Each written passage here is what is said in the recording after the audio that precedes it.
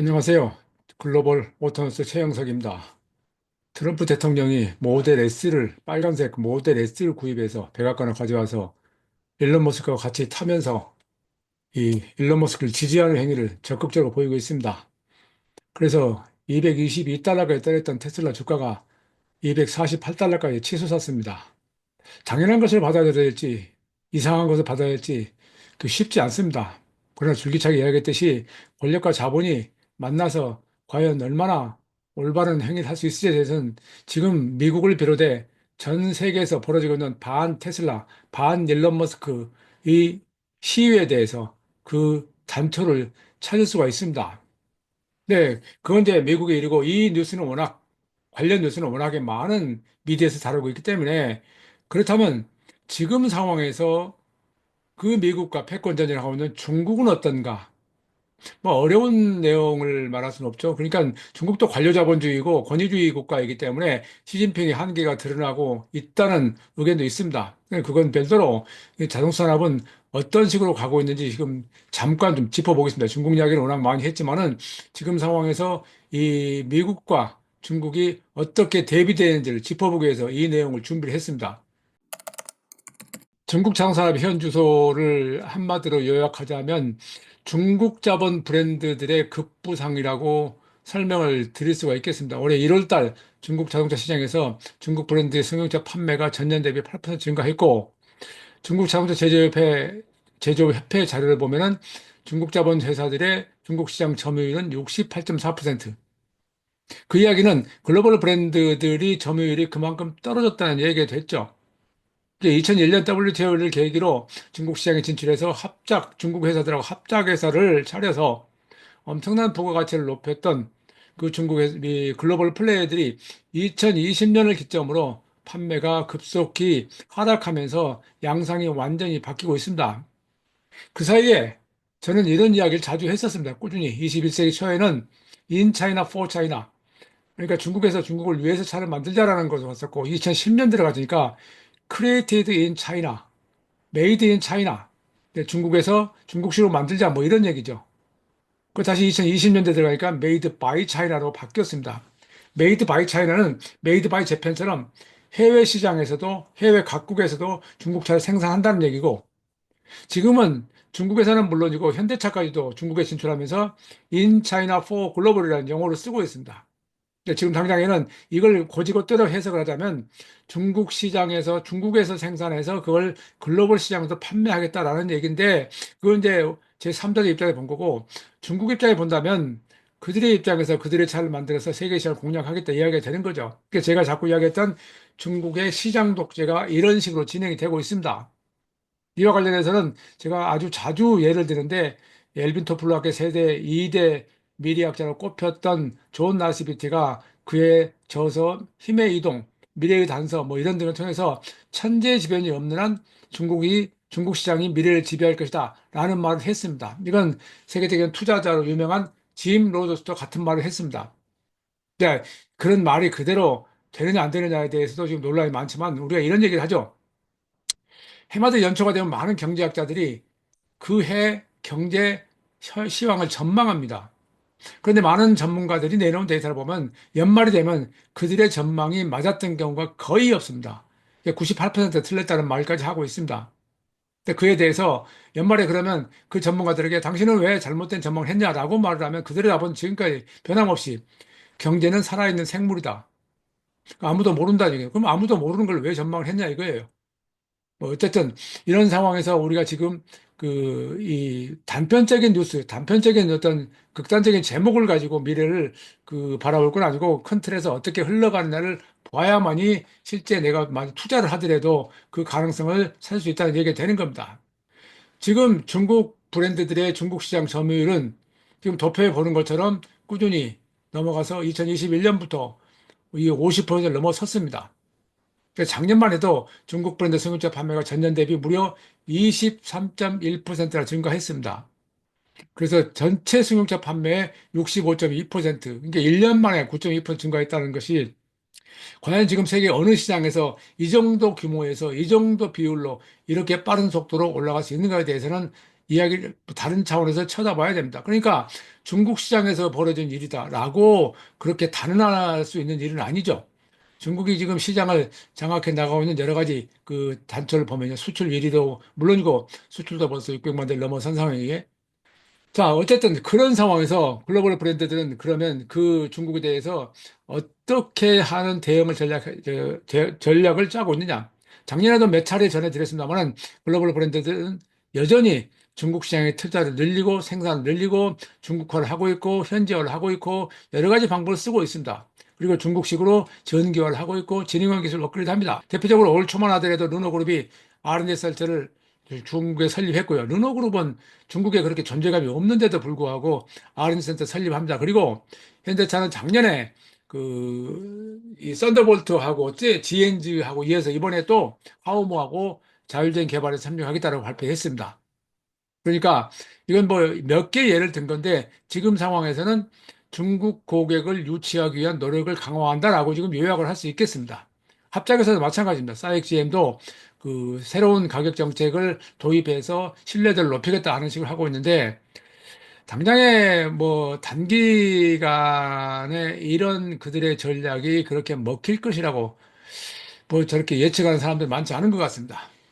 그런 사이에 그러면서 글로벌 브랜드들은 중국 시장에 신차 출시를 하겠다고 하고 있습니다. BMW는 올해 한 해 10개 이상의 신해전차, 그러니까 배터리 전기차하고 플러그인 하이브리드 전기차를 출시하겠다라고 하고 있고 차량 내 소프트웨어를 최적화해서 중국의 소비자들이 받아들일 수 있도록 하겠다. 광저우 혼다도 SUV P7에 지능형 기술을 도입했고 이것에 대해서 전기차 3종을 올해 출시한다. 닛산도 며칠 전에 이 동풍 닛산에서 중국에서 이 N7이라고 하는 이 역시 작년 4월 달에 그 상하이 모터쇼에서 컨셉트카로 선보였던 그런 차인데 1년 만에 그걸 양산화를 했어요. 그게 또 놀라운 거죠. 이게 요즘에 이제 자주 말씀드리는 중국의 속도를 감당할 수 있는 상황이 안 되는 겁니다. 그래서 앞으로 8개 새로운 NEV 모델을, 신해차 모델을 출시할 예정이라 그리고 토요타도 BYD와 공동 개발한 전기 세단 BG3를 출시했습니다. 그러니까 일본 업체들이 거의 비슷한 시기에 전기차를 중국 시장에 쏟아내놓고 있는 것입니다. 그러니까 제가 이 독일 업체들 중심으로 그 작년에 중국 시장 저 투자 확대에서 이야기했었는데 지금은 또 일본 업체들이 또 다시 들려들고 있습니다. 결국은 중국이란 시장을 무시해서는 결코 그들의 존재감을 세울 수 없다는 그런 큰 그 이유가 있겠죠. 예를 들어서 지금 그런 상황에서 제가 자꾸 말씀드리면 어느 시장이든 프리미엄 브랜드든 경기 영향을 늦게 받고 회복 속도를 빨리 받습니다. 그러니까 경기가 나빠질 때는 판매가 점점 느리게 줄어들지만 경기가 회복되면 판매가 빠르게 회복되는 그런 특징이 있는데 메르세데스 벤츠가 작년에 중국 시장에서 판매가 6.7%가 줄었고 매출액도 8.5%가 줄었습니다. 그 중에서 특히 고급차 매출이 줄은 게 메르세데스 벤츠는 좀 타격이라고 스스로 이야기를 하고 있죠. 이런 양상은 올해도 지속될 것이라 전망을 하고 있습니다. 자, 이건 어디까지 전망이기 때문에 하지만 지금 전체적인 뭐 흘러가는 추세를 본다면은 그들의 지금 예상이 맞지 않을까 생각을 합니다. 또 폭스바겐도 지금 우리가 짚어볼 필요가 있죠. 폭스바겐 WTO 가입 이전인 시장 개방 이전인 1984년에 중국에 진출했고 적어도 21세기 들어가기 전까지 중국 소비자들한테 사용자들한테 자동차는 폭스바겐, 고급차는 아우디 그런 공식이 있었습니다. 그런데 지금 이 폭스바겐이 425만 대를 판매하다가 300 몇만 대 떨어졌고요. GM도 400만 대에서 200만 대 떨어졌고요. 뭐 다 그렇죠. 거의 대부분의 일본 회사들도 시장 점유율 24.4%니까 정점을 해서 지금 13%, 12%가 떨어졌습니다. 그걸 대부분 중국 자본들 회사들이 가져간 겁니다. 그래서 폭스바겐은 이 상황에서 중국 시장이 2030년에 신차 판매가 3,800만 대 정도 예상이 된다. 4천만 대면 전 세계 신차 판매 45% 가량이 되는 겁니다. 이걸 어떻게 감당할 거죠? 이제 다른 시장은 그렇게 성장하는 시장이 없고요. 그래서 폭스바겐은 이 15% 시장 점유율 확보를 목표한다. 그러니까 21세기 초에는 50%였어요. 이게 지금 그만큼 어려운 상황을 그대로 대변하는 거고요. 투자를 확대하겠다. 중국 시장에. 그리고 협력 관계를 구축해서 이미 샤오퐁하고 여러 회사들하고 협력을 하고 있죠. 그래서 어쨌든 지금 폭스바겐을 비롯한 모든 글로벌 플레이어들이 가능한 모든 방법을 동원해서 중국 시장을 공략하지 않으면 그들의 미래는 없다라고 생각을 하고 있는 것입니다. 그런 상황에서 중국의 입장에서, 중국 자동차업 입장에서 본다면 2001년 WTO에 가입으로 시장 개방을 했는데 그때는 대부분 합작회사 설립해서 해외 회사 50%, 중국 자본 50%에서 반반으로 이렇게 합작을 해 시작했고 쉽게 말하면 자동차 만들기를 배우기를 시작했습니다. 그런데 그 20년 사이에 2020년까지 20년 사이에 기술력을 독자적으로 갖췄고 협력 관계도 새로운 형태로 구축하고 있고 상황이 완전히 역전이 되어 있는 것입니다.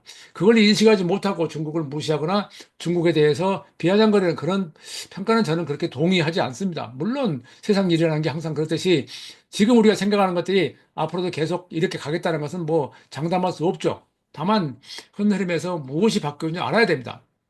거기다가 이 중국 브랜드 경쟁력은 지금과는 달리 지능형 콕핏이라든가 소프트웨어 이런 쪽에서 그리고 속도 이런 쪽에서 중점을 두고 있습니다.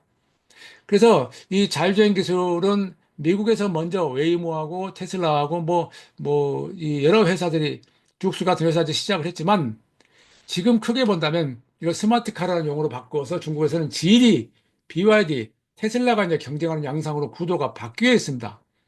BYD는 신의 눈, 천신의 눈이라고 중국말로 그러죠. 천신의 눈. 그 지리는 G 파일럿, 테슬라는 FSD 이렇게 해서 이제 그 경쟁 구도가 시작이 되게 되는데 자, 이게 실제 이 그 경쟁 구도를 바꿀 것은 자동차의 개념 자체를 지금까지 생각했던 것과 바꾸지 않으면 안 된다는 거죠. 그 과거의 자동차 본질 달리고 놀고 멈춘다가 아니라 지금의 자동차 본질 생각하고 이동한다로 바꾸지 않으면 소비자들이 그걸 받아들이지 않는다는 얘기죠. 여전히 한국의 평론가라든가 자동차 시승을 하는 사람들은 셰시에 대해서 굉장히 강조를 합니다. 뭐 그건 그럴 수 있습니다. 우리의 특성이 그렇기 때문에. 그러나 그것이 그렇게 큰 차이를 보이지 않는다는 것은 이미 시장에서 다 그 검증이 됐고, 기존에 레거시 업체들은 해마다 성능 개선을 이야기했고, 승차감을 향상을 이야기했어요. 그게 벌써 저만해도 40년 가까이 했는데, 그 소에 지금 얼마나 더 좋아진다는 얘기입니까? 그건 아니죠. 그보다는 지금 이제 사용자 경험을 중시하는 그런 시대로 바뀌어 있습니다. 근데 그렇다고 중국 회사들이 지금 그 잘 나가기만 하냐? 그건 또 아니죠. 우선은 2024년에 이익이 전년 대비 8% 줄었습니다. 또, 그런데 그 배경에는 그 가격 인하가 가장 크죠. 그래서 자동차 차 한 대당 평균 가격이 9.1% 작년에 하락했습니다. 그 더불어서 경쟁이 심화되면서 중국 자동차 산업이 수익성이 점점 악화당했고, 그래서 중국 내 업체들과 협력 관계를 만들어 가고 있죠. 창안 자동차하고 장청 자동차가 합병한다는 그런 움직임을 비롯해서 중국 내 많은 회사들이 기존에 이제 싸이기라든가 그런 회사하고 리프모트라든가 그러니까 전기차 스타트업하고 기존 대형 회사들하고 협력을 해서 그들의 경쟁력을 갖추겠다는 식으로 모양새를 바꾸고 있습니다. 전략을 바꾸고 있습니다. 그 대표적인 게 FAW, 제일자동차와 리프모터, 신해열차, 전기차 개발하고 자본협력의 파트너를 체결했고요. 리프모터는 스텔란티스 그룹한테 20% 지분을 매각했고, 그걸 바탕으로 리프모터 인터내셔널 회사를 세워서 스텔란티스 차를 팔기도 하고, 리프모터 차를 해외에 팝니다는 그런 형태의 사업 구조를 가지고 하고 있죠. 또 폭스바겐은 샤오펑의 지분 5% 정도를 인수를 했고 전기차를 공동 개발하고 있는데 사실은 샤오펑의 소프트웨어를 이용한다는 쪽이 더 맞는 얘기 같습니다. 그래서 아까 말씀드린 창원과 둥펑, 장성이 아니었네요. 창원 자동차하고 둥펑 자동차가 합병 검증을 통해서 규모화를 진행했다. 이제 앞으로 이게 속도가 더 빨라질 것으로 예상이 됩니다. 말씀드렸지만 중국은 관료자본주의고 그게 중국 자본이라 하더라도 그 생사 여탈권은 정부가 가지고 있습니다. 최근에 바뀐 거라면 이 등소평이 내세웠던 선불원에서 시진핑이 공동부유로 전략을 바꿨다가 그래서 마인을 내쳤었던 경험이 있죠. 그런데 다시 지금은 이 공동부유보다는 선불원에 더 비중을 두면서 마윈이 공식 석상에 나타나고 그래서 마윈이 알리바바에서 새로운 투자를 하는 그런 모양새를 보아서 중국은 앞으로 이런 분야에서 가능한 많은 방법을 여러 가지 방법을 동원해서 규모화를 하지 않을까 하는 그런 예상을 해볼 수 있습니다.